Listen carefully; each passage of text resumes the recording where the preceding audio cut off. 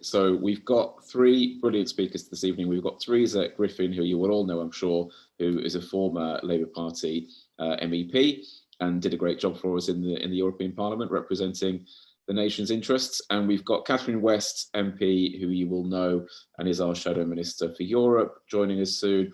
And we've also got a German MEP, current German MEP from the German SPD, our sister party in Germany.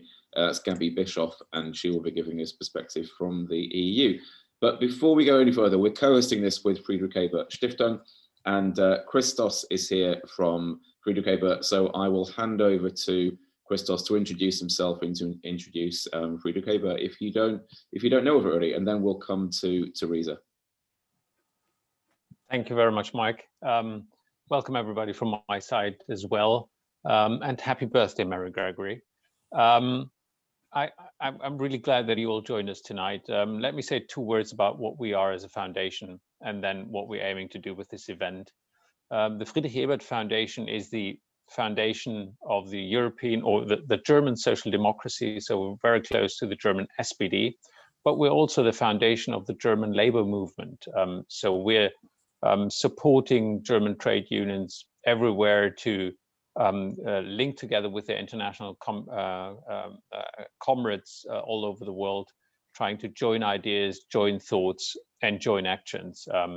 So our offices, we have about 100 offices abroad, are trying to link these two forces, progressives on the one hand and the labor movement on the other hand, together to have discussions like these that we have tonight.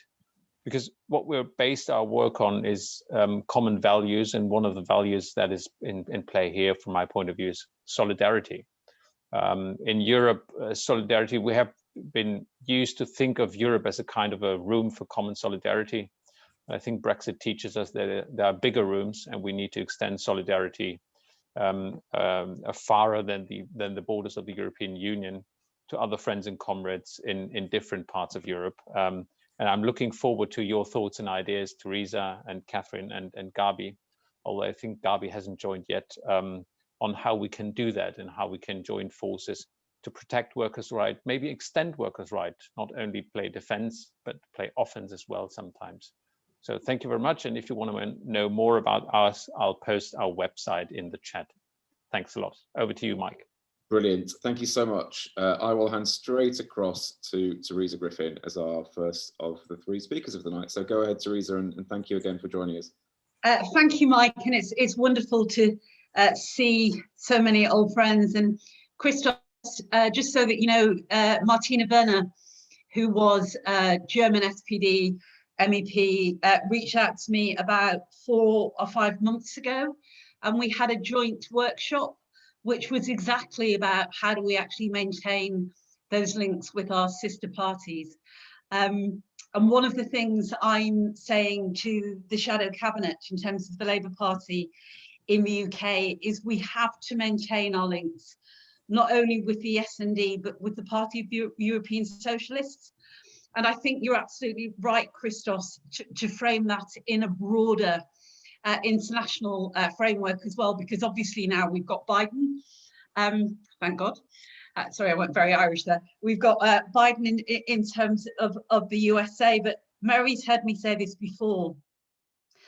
Literally after the referendum until the 31st of January, I would get stopped by an S&D colleague in the European Parliament, and indeed some EPP, Renew and Greens, and they would say, please stay, we want you to remain.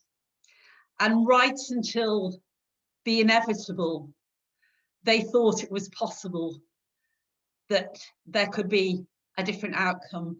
So I am personally very committed to keeping those links up with our colleagues, to supporting them where we can in the great work that they're doing.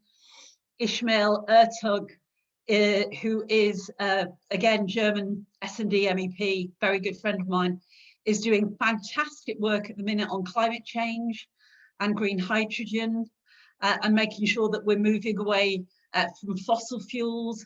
But I think that what we've got in common, Gaby and I, was we were both on the trade union intergroup in the European Parliament. So whatever we were developing in terms of legislation, for instance, in trade deals, we actually took it to the trade unions and consulted with our trade union colleagues. And it was very useful because obviously sometimes you miss something. And it was great to have that as a forum. And the trade union intergroup was actually co-chaired by the EPP and the S&D, and that was actually quite important. And it was often a handful of us in plenary at 11 o'clock at night that would be making the 1-minute speeches, but the 1-minute speeches actually made a difference. So for instance, what's happened today is the EPP, which is traditionally the Conservatives in the European Parliament, have come out against Nord Stream 2, which obviously is the gas pipe between Germany and Russia that bypasses Ukraine. And we all remember what happened with Ukraine when the energy went out. Now, I believe that's because we built coalitions. And that was the wonderful thing about the European Parliament. You built coalitions. It was legislation through partnership. And we built partnerships in committee. And it was often S&D, Greens, Renew, sometimes EPP, but that way we defeated the far right and we defeated the ECR. Anyway, onto the agenda before I get upset. TUPE and the Working Time Directive, both legislation that came from the European Parliament. We are being told at the minute that that will stay. The mobility package, we are being told at the moment, again, question mark, that that will stay. And in the mobility package, and it was Ishmael who drove this for us, we did a lot of work about drivers getting proper rest breaks, people not having to sleep in their cabs overnight, people being able to go home and see their families, health and safety legislation, maternity rights, paternity rights, legislation born in the European Parliament, shared parental leave, legislation born in the European Parliament, the right of a pregnant woman for her job to stay open for her after her pregnancy, legislation born in the European Parliament, shared parental leave, European Parliament, right to paid holidays, European Parliament, prohibition on discrimination based on gender, again, the European Parliament, restraining orders in each member state. So if a woman had or a man indeed, had a restraining order against a partner in the UK, that was applicable right across the European Union. Rights for carers, equality projecting, LGBTI rights, equal pay for work of equal value. And that was actually championed by the great Barbara Castle, who of course ended up as an MEP as well. But the idea of not having the right to equal pay for work of equal value. And we know, when my daughter was 5, we did a demonstration outside the CBI in Manchester. And at that point, the pay gap was still 16%, and it's nigh on 16% now. So what we've got to make sure is that we've got the legislation, but that we actually implement the legislation and that we monitor the implementation of the legislation. €8 billion for women-led projects, health and safety at work. One of the most terrifying things that happened to me in the European Parliament was I walked into an early evening meeting and a Tory MEP was just finishing her speech, and she said, the best thing about Brexit is getting rid of all of this unnecessary health and safety legislation.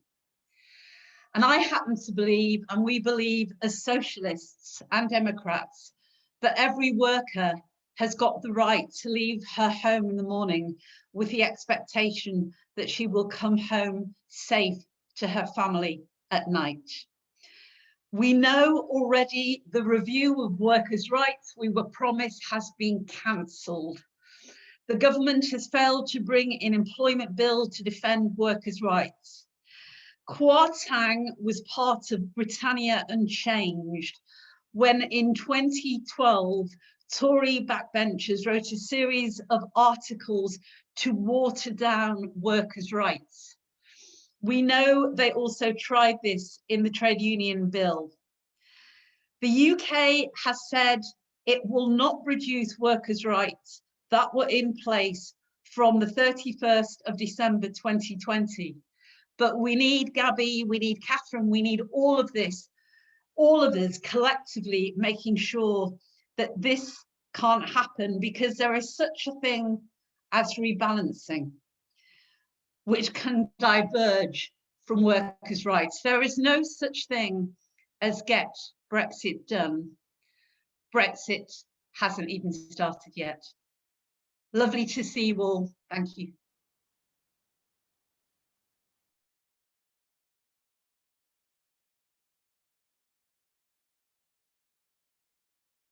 You're still muted, Mike. Thanks, Christos. Right, sorry about that. Right, I'm going to come straight across to Gaby, and I just need to find her on the list. Here we are. And then it'd be great to hear from you, Gaby, about just to give your perspective. Mike, could I just say, because I said it before Gaby joined the Zoom, how delighted I am to see her and the fact that she's here. I miss you, Gaby. Yes, you can. Right, I'm going to... I miss you. Spotlight myself. Are you there, Gaby? I can't even see you. Yes, I'm there, and thank you very much for the invitation. Can you hear me? Yes, I can. Sorry. Good. I'll find you, and then I'll make you visible to everybody. You go ahead. Yes, okay, good. No, it was great, Theresa, to see you and to listen to you and to exchange here, especially on workers' rights and the Brexit and the challenges we are facing together here. And I'm also very pleased to discuss with Catherine. I was always impressed, as I know the work of the Remainers in Labour is and has been very important and not an easy one, but to exchange here, because I think we are at a crucial phase at the moment. But let me introduce me a little bit. I'm a member of the European Parliament since the last elections. I have been an active trade unionist for many, many years. I had the pleasure, when I was the Director of European Affairs at the German Trade Union Confederation, also to organize with my colleagues from the TUC every year a DGB TUC Trade Union Forum. For me, it is very important that we keep as close as possible and engage and exchange together. And I think indeed, if at the moment in the European Parliament we are assessing the TCA from the different angles in the different committees, and the question of workers' rights and labor law was intensively discussed, and especially this question, okay, we have certain safeguards there, we have non-regression clause, we have a commitment not to have kind of social dumping, but also at the same time, if you dig deeper into the agreement, what you can see is that it is not as easy, and it will not be in practice. Maybe we have the opportunity to discuss 2-3 examples. I mean, the working time directive was already mentioned, and I think this could be one of the first testing areas of this agreement, because in practice we have a different situation than with other trade agreements, because we are at the moment still on the same level of the acquis of labor law, and the question will be in the future when we update on European level the legislation and you update it in the UK, what effects this will have on trade. And for example, I mean, in the European Union, hopefully, fingers crossed, we have quite an ambitious social agenda. We have the Porto Summit in May, where we want to have a social pillar action plan with a lot of concrete social initiatives to update. I mean, especially in the area that is affected by digitalization, telework, platform work, the right to disconnect, but also democracy at work and changes because of digitalization, the health and safety and carcinogenous substances. We will have next week a proposal on pay transparency. We want to update the European Works Council. So on one hand, on the European side, there will be a lot in the pipeline. I know that that this might be the case in certain areas also in the UK, and then to see in the future how this will impact. When I looked at the agreement, and I also had a debate with an expert last week, and he framed the agreement as a hard Brexit in sheep's clothing. I hope this is not the case, but it's really a document of work in progress. It has many review, revocation, and cancellation clauses. So I think Theresa referred to the slogan, "Get Brexit Done," but I think it will never be done. This will be an ongoing process. There will be a lot of conflicts. There will be a lot of dispute settlement, and it will be very important that also in the future,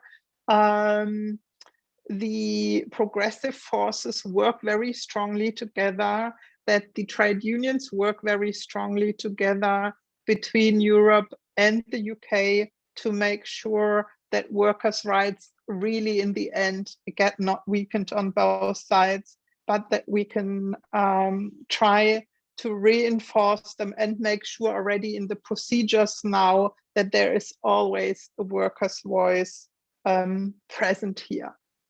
So my assessment there is quite a mixed one, to say the work only starts now, and we have to be very well prepared for this. This is also the reason why the European Parliament is working on a resolution accompanying the TCA, and also we are trying really to get an interinstitutional agreement between the 3 EU institutions, how the role of the European Parliament in the implementation of this TCA is much strengthened, and also where we want at certain levels more involvement of trade unions to make sure that we have the workers' voice on board, and also that they can trigger as much as the Parliament initiatives if there is the impression that certain developments, for example, in the UK or vice versa, are dangerous and weaken the existing social and employment legislation. I'm looking forward to the debate here together. Great. Thank you so much, Gaby. That was wonderful. I'll just bring Theresa back in. So Catherine is on her way. In the meantime, we will take some questions. So Alan, do you want to go ahead and ask your question? Thank you. Good evening. Hello. Special hello to Gaby. Nice to see you again. The non-regression clause on workers' rights, as far as I can see, only applies in so much as it would impact on trade and investment. So I see it as a very weak sort of non-regression clause, and therefore workers' rights in Britain are certainly at risk. A lot of the rights and directives that Theresa mentioned, of course, flowed from the original EU Charter of the Fundamental Rights of Workers, something which, unfortunately, in my view, Labour never really flagged up very much, and not very much at all during the referendum, which I think is a shame. What I think is worse is the current, what I call omerta in the Labour leadership, not to talk about Europe. I can understand the tactical reasons, but I'm really concerned that we should be talking up the good things that for workers in the European Union, in the Charter of the Fundamental Rights of Workers. The Workers' Charter is a European charter, and the directives, the many directives that you mentioned, there are many others as well, on collective redundancies, on information consultation of workers, industrial democracy, so many rights that flow from that charter, that Workers' Charter, that Labour is not flagging up. And I would just like to ask, why not? Why can't Labour, together with our friends and comrades in the European Parliament, in the ETUC, together flag up this Workers' Charter and have a positive message on Europe, rather than just trying to hold the Conservative government to account, a tactic which in my view will not work. I think we really have to be more positive and more forceful in flagging up workers' rights and the EU Charter of Workers' Rights. Thank you. Great, thanks so much, Alan. Theresa, Gaby, what do you think? Alan, both Mike and I are obviously part of a grouping which is actually looking at Labour for a European future, and I absolutely think we should be articulating as a party everything that Alan has just said. I am certainly trying my best, because in terms of Europe, it's the elephant in the room. And, I don't think we need to be talking about a second referendum or anything like that, but we should be absolutely talking about our future relationship as Labour with our dearest partners throughout Europe, how we maintain those relationships, how we make sure, because Gaby, we haven't got a voice in the SND or plenary anymore, we're not there. And it was interesting with Nord Stream 2, which I referred to earlier, because Labour MEPs always voted against Nord Stream 2. So we're kind of 10 votes down in that. And I do think we need a narrative, and I know Mike agrees with me, and I'll bring him in, if I may, Mike, that we need a narrative which is twofold. One, it's about the problems that we're encountering. So, for instance, in my own region, Vauxhall in Ellesmere Port, and making sure that local MPs, we've got an issue with the pharmaceuticals cluster in Speak. So Maria should be talking about that, because the contents of the flu vaccine for the over 65 comes from more than one country. So anywhere where there's in-time production, or there is kind of joint production, there is an issue. I am very impressed with my colleagues from the SND in the European Parliament, because actually every committee is scrutinising the TCA. And when you consider the difference to how it was rushed through in the UK just before Christmas, it is palpably different. And I think we've got a webinar coming up with David McAllister at some point. But if I just take, Alan, this was my area, energy and climate, trading over interconnectors, no decision yet. And we passed a piece of legislation called the Security of Energy Supply, which meant that if there was a threat to the energy supply in the UK, one of our neighbours would give us energy via interconnectors to keep the lights on in our schools and the dialysis machines running in our hospitals, there has been no decision on that legislation, no decision on the guarantees of security of energy supply, no decision yet on energy cooperation in the North Sea, which is worth thousands of clean green jobs. There is so much yet to be done, and the UK is no longer a participant in the internal energy market. Gaby, one thing that occurred to me when you were speaking is presumably there's nothing to stop our trade union colleagues and our workplaces still being part of European Works Councils, even though we Brexited. So are we keeping that up? Mike, I don't know if you want to add anything before Gaby comes in. Well, I mean, the only thing I would add really is probably just to reiterate things that have been said already. And I think those of us in the Labour Party, I mean, we know full well that we can't take the Conservatives at their word when they talk about things that we value, whether that's workers' rights or environmental standards or whatever it is. I mean, you know, to look at the environment, to take one example, they're saying that they're now a green government, and we're hosting COP26 this year.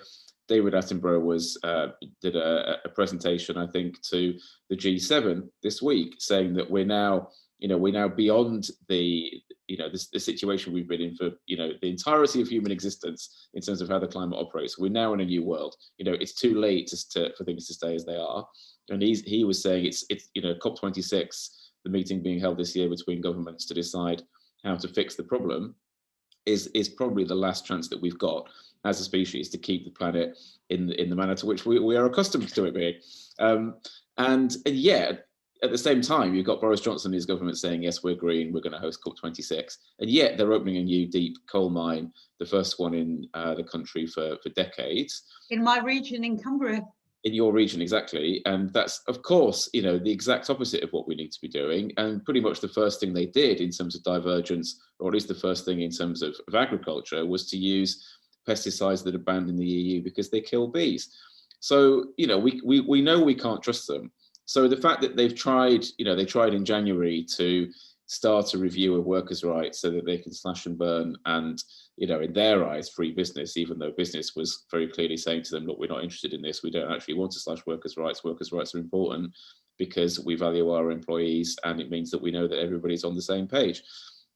Nevertheless, they were trying to get that going under, as you say, Kwasi Kwarteng, who indeed wrote a pamphlet on it in 2012 on how it was going to make the world a wonderful place. Even though, of course, it would do the exact opposite. So they've backed off for now, but that doesn't mean they're not going to try again.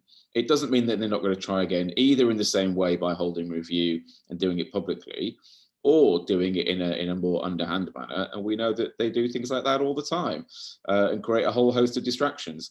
So I think we need to, as a group of pro-Europeans, but we also need to, as a party, absolutely make sure that we are monitoring everything that they're doing.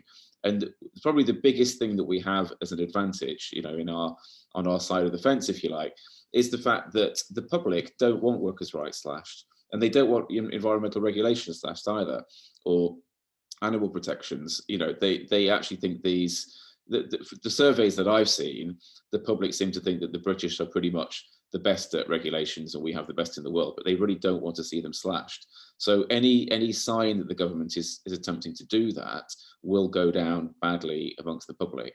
So if it happens, we will want to do everything we can to publicise it.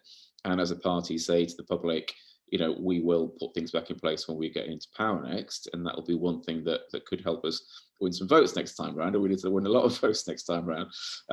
But even in the interim period, it's so important that we do everything that we can to protect these rights and to protect workers, and also to highlight to the public when the EU go beyond us, and I'm sure that they will. We need to be highlighting to the public and saying, this is what you're missing out on. When they go further on maternity leave or paternity leave or minimum wage or any of these things, we need to be saying to the public, this is what you're missing out on. Not in a way to blame Leave voters, that's the worst thing that we can possibly do, because it genuinely isn't their fault.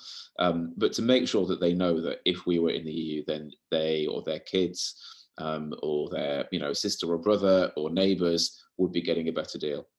So that's my brief rant. Gaby, come to you. Thank you very much. And I will come to what you just said in a minute, Mike.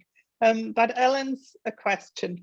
I think indeed this non-regression in terms of labor law is quite weak, especially I said, if you take an example, this indication that the Tories might slash the working time directive or weaken it in central points, it would be to the European side to show that this would sort of disturb the common market, and this would be something that is not easy to do. And I think therefore it is very important to proactively have a strategy how to react from the side of the S&D group, for example, from the side of the parliament, if this would happen. This was something, you know, I'm in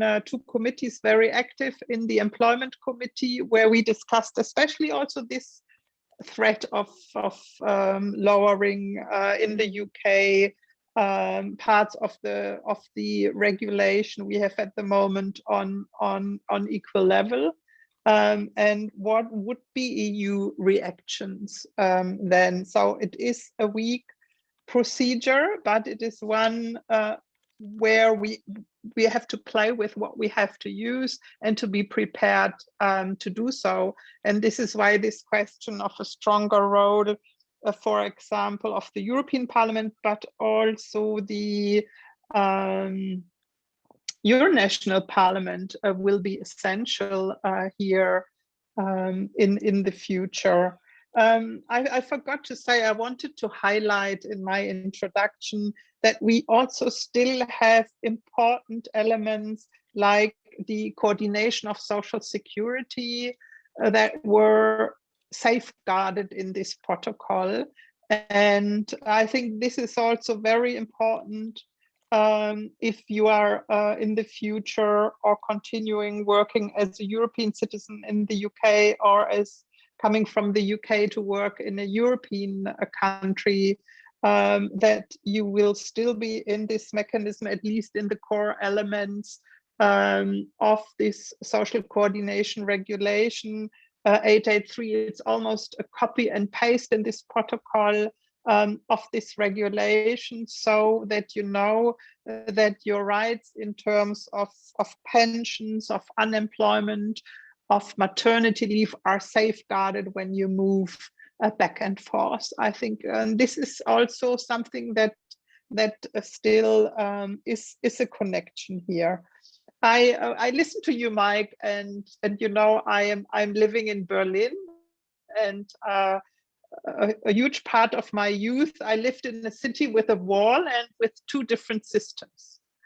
And what in the end was quite, in some areas, productive was this sort of concurrence.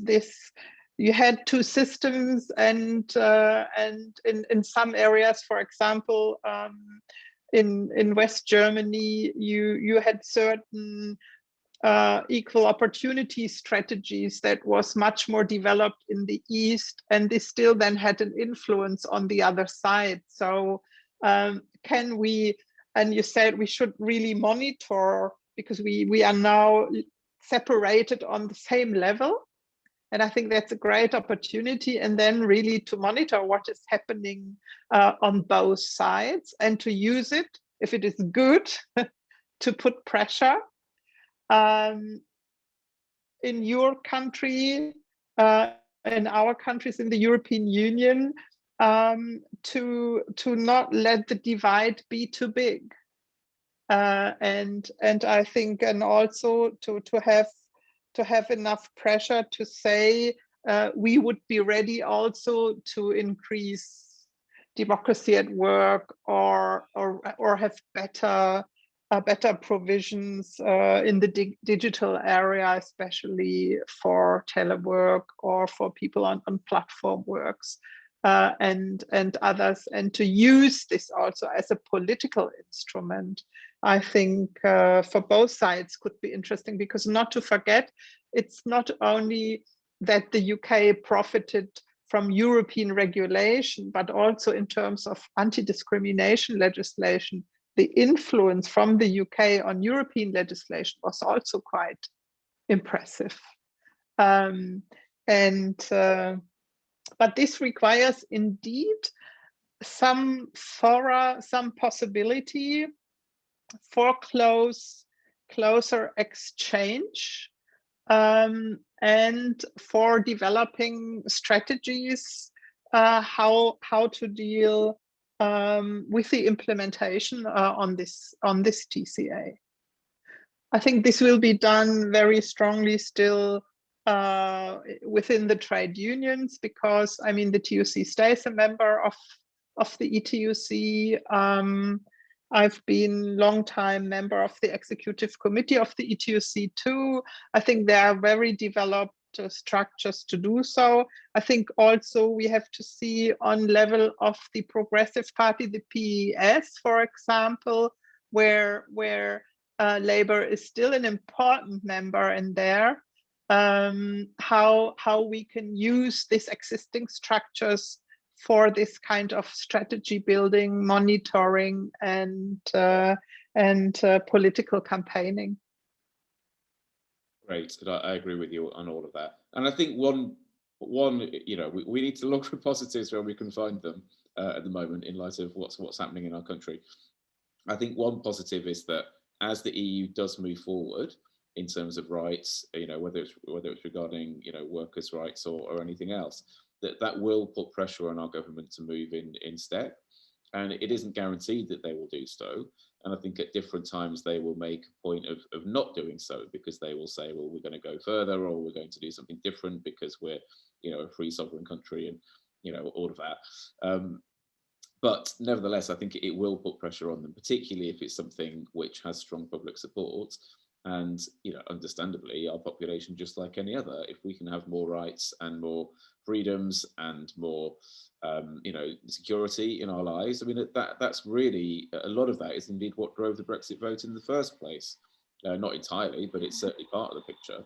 So as people become aware that, you know, things could be better elsewhere, the government, again, won't want pro-European feeling to grow, so that will put pressure on them to follow. So we'll need to do all that we can to make sure that that pressure is, you know, is realised and is, you know, as full as it can be. Werner, I will come to you to ask your question. Sorry for keeping you waiting.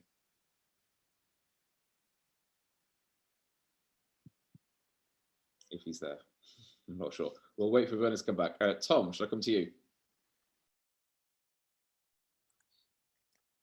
Hi, Gaby. Nice to see you. For been a while. And hi, Alan, as well. I've got a couple of points. One is on the level playing fields and non-regression and all that. I mean, by the way, Gaby is quite right. I mean, the TUC is still in the ETUC, the second biggest after the DGB. We had some arguments about the the statistics, I remember. And by the way, one of your former colleagues at the European Parliament, Judith Greta Darling, is Assistant General Secretary of Industrial Europe. And in fact, I was talking to her quite recently about the European Works Councils. And it's interesting there that you know, some managements of these multinationals are trying to get rid of the Brits, others are not. And it's something to keep an eye on, especially, you know, as you're interested in the industrial democracy issues. But on the level playing field, non-regression, I still happen, by the way, to be the chair of the domestic advisory group with the Koreans. And you will have seen that there is a report just come out of a committee of experts on the complaint that the EU put down because of the non-ratification of certain ILO conventions by Korea. That's something that we started off something like 8 years ago, so it took its time. But the Commission are using that as a good reason for saying that their system, without sanctions and all that, to get FTAs, you know, commitments to be enforced, is enough. Now, we don't think it is, but there's certainly some movement in the Commission on enforcement, and the TCA, of course, becomes a key issue. How do we enforce commitments such as they are? As you said, the one of the big problems is the trade relation. If there is any lowering of standards, does that mean that it's trade related? If not, they can do it. And I think that is going to be one of the big issues coming up. How do you enforce keep the same level playing field, and the what do they call it? The rebalancing is the rebalancing thing that's the key there.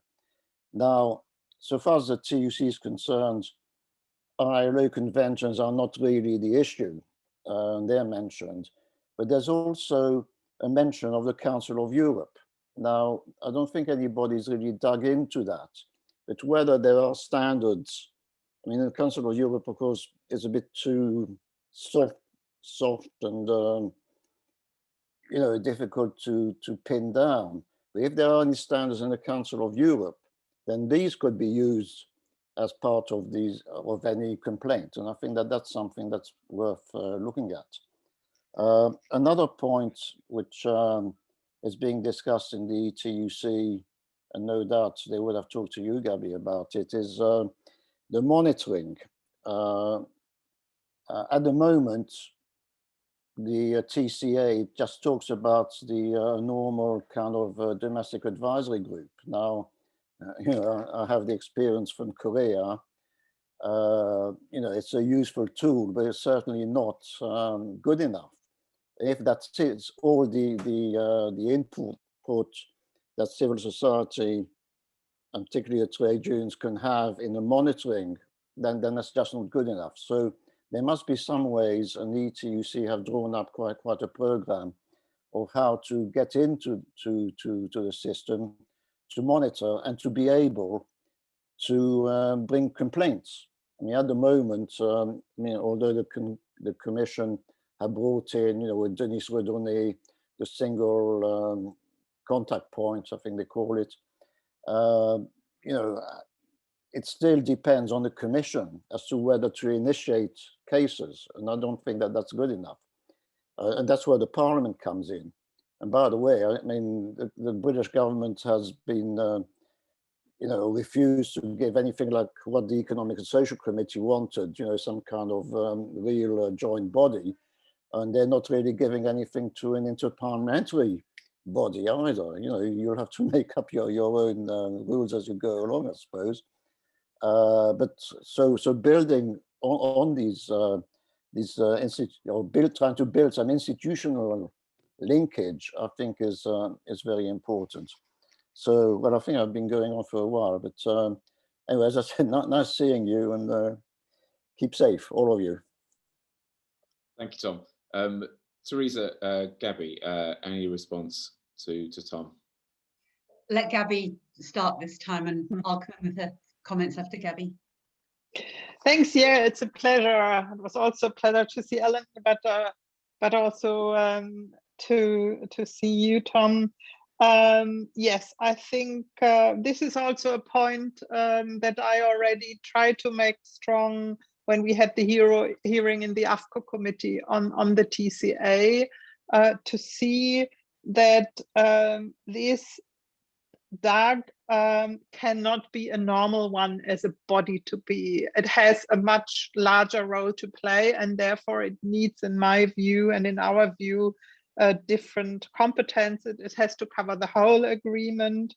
And I think it's maybe a good timing, because we have also a new study in general, what needs to be updated and modernized in terms to make the DAGs stronger, and that we use this to push here for more competences, but also for more resources. Because if you want to do this monitoring of the whole agreement, you need more, better, and different resources, and you need a strong involvement trade unions in this process. The same is, and we are working on proposals at the moment regarding the parliamentary body, that it cannot be that we can just ask for information here, and to come up with concrete proposals here. And this is something that where we want to have an agreement, as I said, also from the side of the Commission,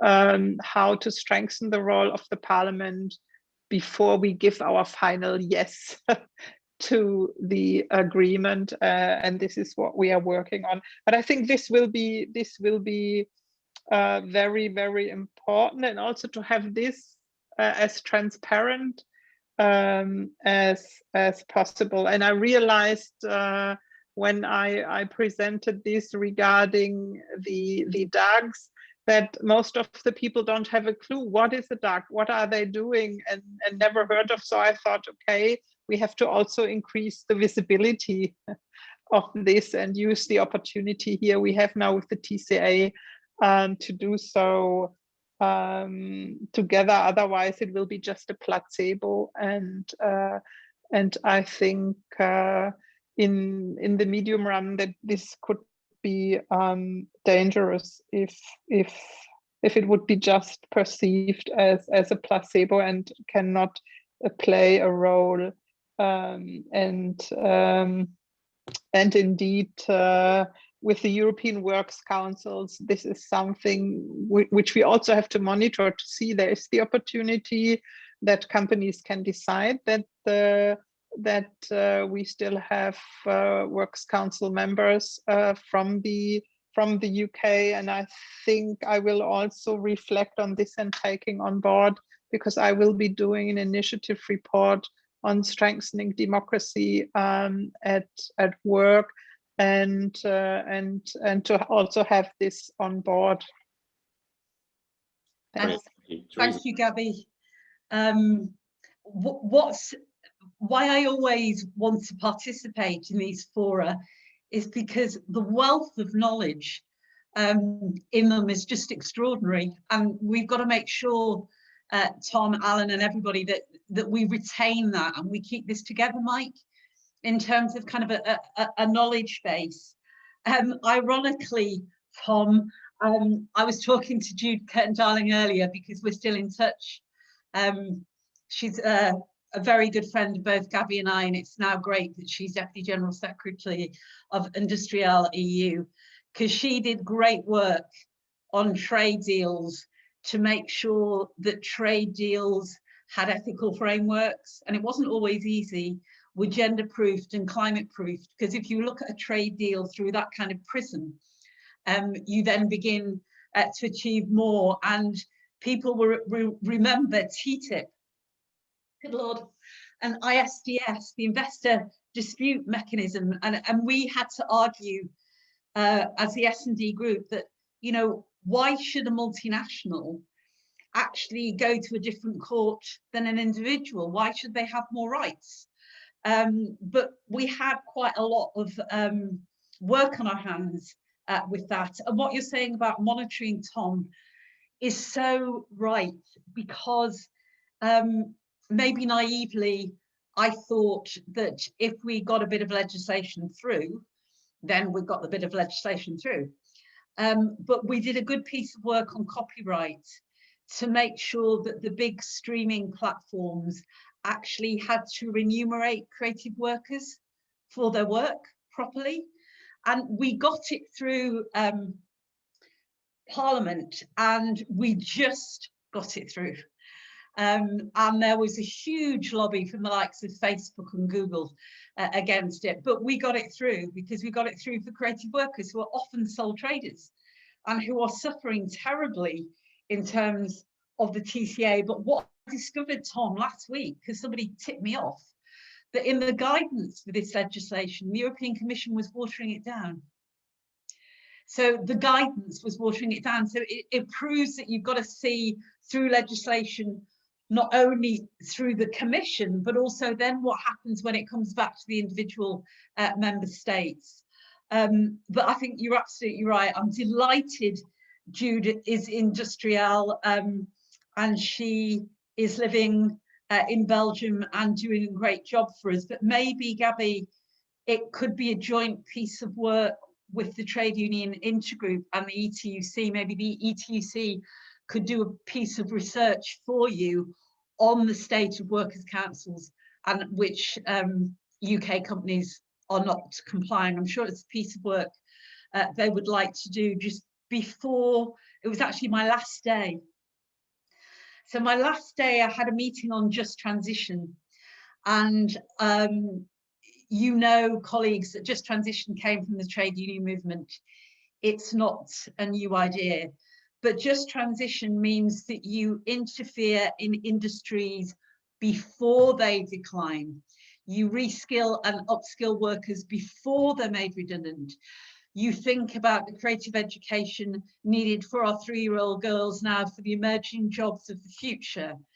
My dad was a machinist in a car factory, and he was made redundant during the mass car factory closures, and those workers weren't given any alternatives. And it's not just the plant, it's the entire community, it's families, it's towns, it's cities. So just before, as I say, I briefed Eliza Ferreira, who's very good, Portuguese, S&D, on just transition, to say just transition isn't a pot of money. Just transition is actually a social approach to industrial policy. And it should be going right across every committee, and it should be going right across the EU institutions to make sure that we don't put workers in that position again where factory goes, they're made redundant. And one of the very last meeting I had was actually reps from Rolls-Royce. I'll try that again, Rolls-Royce, because there is one component that goes into the wing of an Airbus that goes through 7 countries in production. And it was actually getting Rolls-Royce reps from Unite to meet with our colleagues from the SND, actually the chair of E-Trade, who was EPP, turned up, to actually say, we still need a relationship between these trade union reps and our colleagues in the European Parliament, even though UK MPs aren't there, to actually see how all of this pans out. So Tom, I just thank you very much for your contribution. Brilliant. Thank you both. Right, we're coming up on time, but if anybody else has a question, please do raise a hand. But a couple of things from me that I thought we should raise.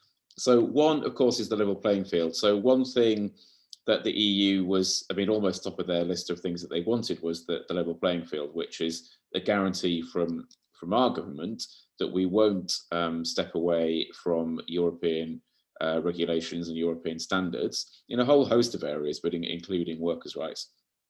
That's in one way, that's because they don't want unfair competition, as in companies being able to produce things more cheaply in the UK, sell them into the single market, and therefore undercut EU businesses. But it's also very simply because they don't trust our government. So the level playing field provisions that they have with us are more stringent than the provisions that they have with some other nations that they have trade deals with. And that's very simply because they don't trust Boris Johnson, they don't trust our government, and I don't blame them for a minute.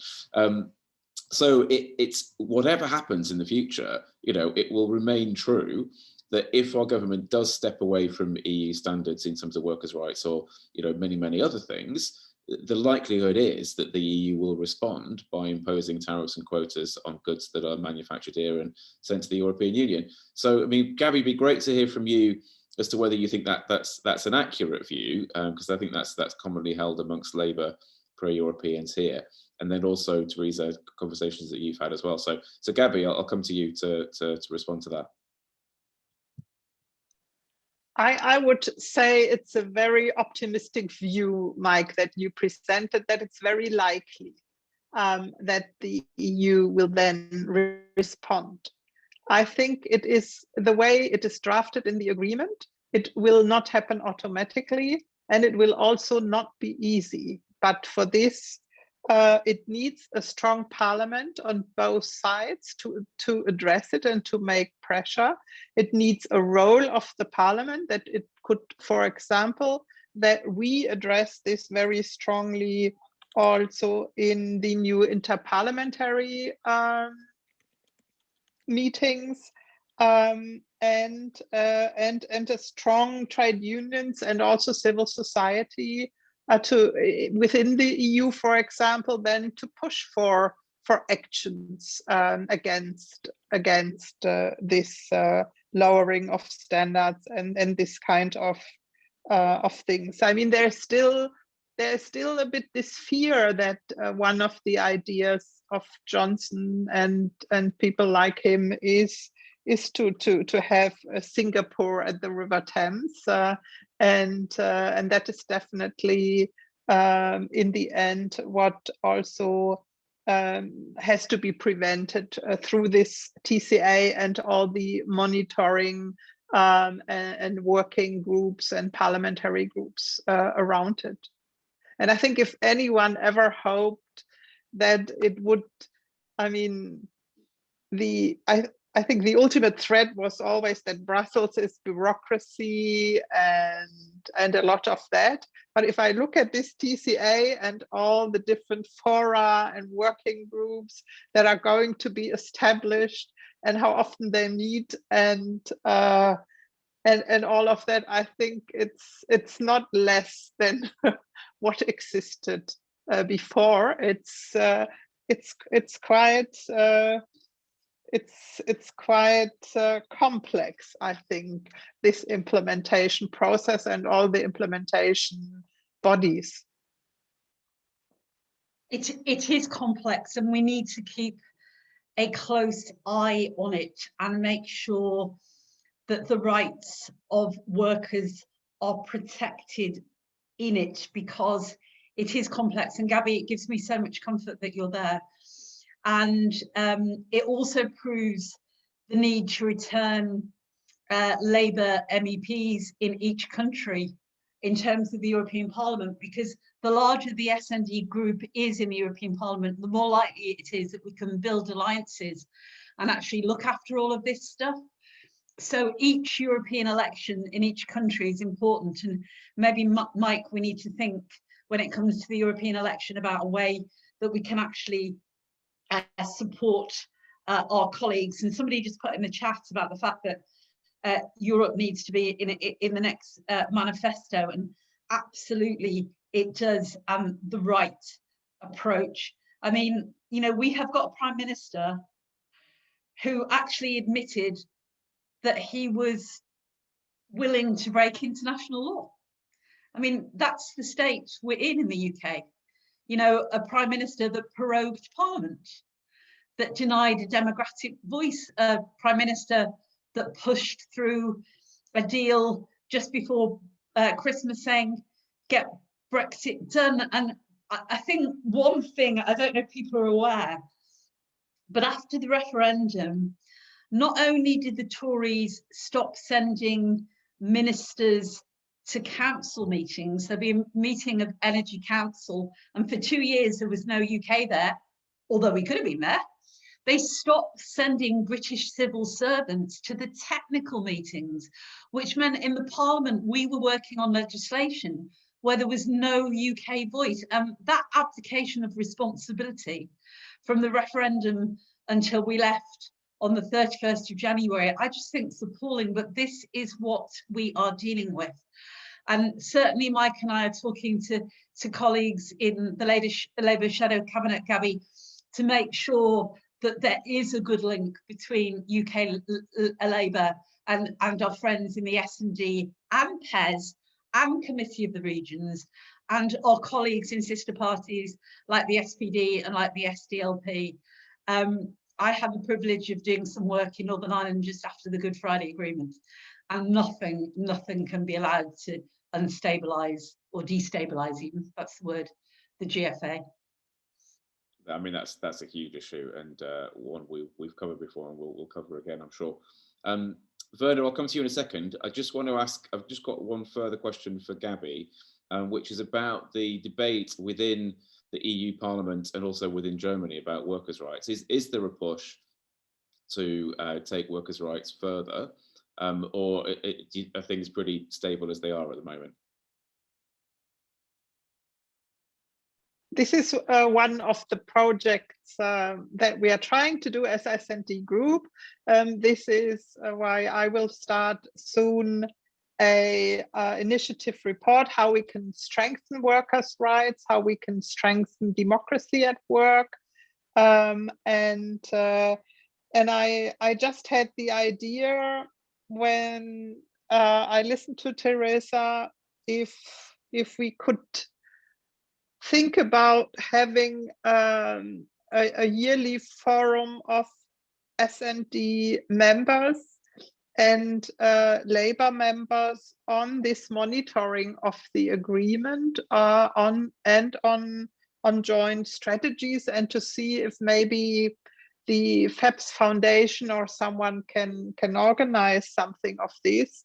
And another point, I think for me that is very important. As you know, I was very active regarding this conference on the future of Europe.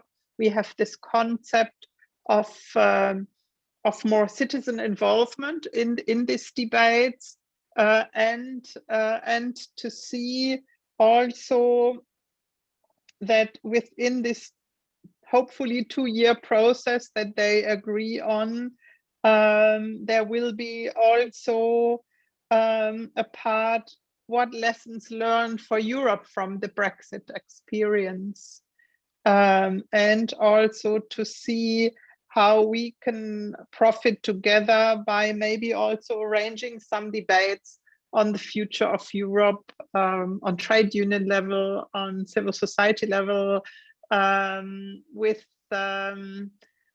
ideas from you, from our friends and comrades for the UK, from the UK, for a better future of Europe, where we hopefully have a European Union that is more capable to act, and where we don't have in the future other member states to decide to leave this European Union because it's so good and much improved that there is no appetite for this. So to have an involvement also, and to reflect on how to participate, how can we do exchanges within this big 2-year process on the future of Europe, and debates we will have with citizens all over the place. Yes. Thank you, Gaby. The Europe is going to be really interesting, I think. Sorry, Theresa, go ahead. I think the idea of a yearly meeting with our friends and colleagues would be great, because we do still meet as a group via WhatsApp, and we kind of miss each other, and we miss you, never mind kind of the good ideas that would come out of it. I think that's a great idea.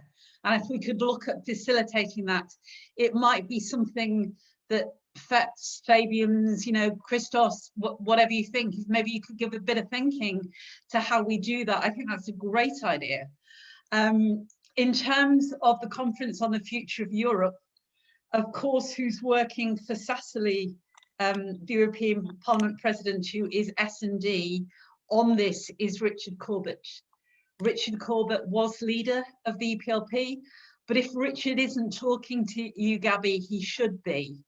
And if I need to broker it in any way, just let me know. Because with the conference on the future of Europe, it's got to be profound. It's got to engage the imagination of trade unions, of workers, of young people, of citizens, or it won't achieve what it is that it is to set up to achieve, which is actually to strengthen citizens' view of Europe and then feeling European. And I really like what Michel Barnier said this week about, you know, you can, I think he said, somebody will correct me if I'm wrong, you can be patriotic and European. And we all feel European. We do, without a doubt. Right, we are a little over time, for which apologies, everybody. But just to finish up, I'll come to Werner, who's had his hand up for quite a while with a question. So go ahead. Okay, can you hear me? Yes. Okay, so good evening from Hamburg, Germany. It seems to be that I'm the very few participating from Germany here. Thank you very much for having the opportunity to participate and hear what you are discussing. My intention to participate tonight is to hear a little bit about the consequences of this trade agreement, especially for European Works Councils. So I've been working with European Works Councils for years as an advisor, and I have to attend only tomorrow a meeting with a German company where one point of the agenda is to exclude the British delegates. And this is not a single issue for one individual company. There is already the first court case in London about the exclusion of British members in a negotiation body. There may be an additional court case shortly in an EU country about the issue to exclude or not British delegates in the European Works Council. And I would be very interesting to hear what is the opinion, especially from the European Parliament, to maintain a level playing field when it comes to the integration or the continuation of British members in European Works Councils. Great, thank you. Theresa, Gaby.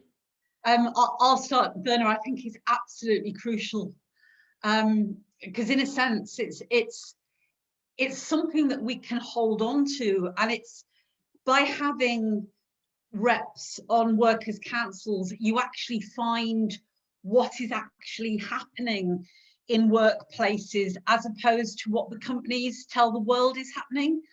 And I remember going to an automotive plant, I better not name it, in the Northwest. And I went there very early and I met with the trade unions first and I walked the plant.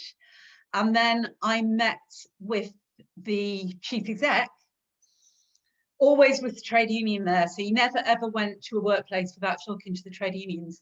And the chief exec was telling me about their profit margin and how well they were doing. So I said, why are your cleaners and reception staff agency workers then? And he practically fell off his chair because, of course, I've been talking to the trade unions that had told me that. So, you know, it's really important in terms of maintaining our relationships with workers' councils because it's also reciprocal. And my German SPD colleagues were great in terms of the fact that every time I said Brexit is bad for automotive in the UK, somebody from the S&D said, well, if it's bad for automotive in the UK, it's bad for automotive in Cologne. And actually having that reciprocal in-depth knowledge is crucial. And I think, Werner, this is really emerging as a piece of work to be done. So we've got kind of three things, haven't we? We've got the yearly meetings, we've got the Conference of Europe, and then we've got around the trade union intergroup a piece of research into what is actually happening with workers' councils. And, you know, I'm sure if the trade union intergroup can use your expertise, Werner, that would be incredibly helpful. Thank you. Brilliant. Gaby? Yeah, this is, I mean, if we look at the agreement, I think this is really a weak point, and I can imagine when I read it that especially within this transition period, and that there will be a couple of cases that will end at the courts. But I think it will be important to have a strategy and a reflection to show what the added value is for companies to keep the European Works Council delegates and members from the UK. And I think this is something that I will take with me from this debate for the work I'm doing on this initiative report. And we are doing another one that Dennis Radke is doing on the European Works Councils in special. I will cover the whole area and then for a revision. And I think this should be an element that should be discussed and addressed there. And I think also that we see, to have an overview, and I don't know if you have that, Werner, on how the practice is in the key sectors where we have most of the European works councils, how companies decide why and how. I think to have an overview on this could be helpful, or otherwise to see if we can initiate a study on this. I think it's important to see that the European Parliament did not ratify the treaty, but there is already the first court case. I'm not surprised, because when I read it, this is what I'm saying. This TCA will be something to guarantee that Brexit will never be done, because it has so many loopholes, revision clauses, unclarity, that in many areas we will have not only court cases, but conflicts and ending in these complex procedures, how to address conflicts between both sides. And indeed, I will take this with me in the debate. I don't know where the court case is, on what company it is, but maybe you can enlighten me there. Well, it's a company everybody knows. It's Google UK. And it's typical for US companies to use Brexit to exclude British delegates. It's a specific hard situation in US companies. So they're really doing it retrospective. And that's, yeah. Thank you, Werner. That was fascinating, and thanks, Gaby and Theresa as well, and thank you to Christos and Friedrich Ebert for co-hosting. We are a quarter of an hour of time, so we'll finish up. But thank you so much, everybody, for joining tonight. I'm sorry that Catherine West wasn't able to make it. She sent her apologies. We have no webinars next week. The following week we have two. On Monday at 7 p.m. we have a webinar on the problems facing the music industry, regarding touring and so on, and how they might possibly be fixed in the future with representatives from the music industry. So please join us for that if you can. And then on the Wednesday, we have an event with Catherine West, and I'm sure that she will appear, again co-hosted by Friedrich Ebert, and that is on future trade opportunities, and that is with Emily Thornbury, who is our shadow trade secretary, and we have other speakers for that as well. So please do join. And I know a number of people had trouble getting onto the Zoom call tonight, and I don't know why, so I will look into why that happened. But I think the next events will start live streaming them on YouTube and possibly Facebook as well, so that people can access in multiple ways. But obviously, if you can join the Zoom, please do, because that gives you the opportunity to ask questions and participate. So thank you so much, everybody, for joining it. That was a fascinating conversation. I always leave these things feeling like I'm encouraged because I'm with people who are of like mind, and I'm educated because I've learned a great deal from our brilliant speakers, and I'm also sobered by the the scale of the task of rebuilding our relations with Europe, and also just by the swathe of problems that are created by Brexit. And I agree entirely with Gaby when she just said that Brexit will never be done. And I've always been of the view that Brexit is not done until we rejoin the European Union. Only at that point do we stop talking about Brexit. And very sadly, absolutely, very sadly, absolutely. Wow. So, but we will all look forward to that glorious day. Good Lord. I know, and we will get there. Anyway, don't make me cry. No, I know. I'm so sorry. Anyway, thank you so much for joining. Great to see you all. Always encouraging, and we're back a week on Monday to talk about the music industry. So I'll see thank you for the exchange, and I'm convinced you will be back. So it's just a question of time. I always loved you, Gaby. I agree, Gaby. Thank you, everybody. Great to meet you. Thanks, Chris. Bye for now.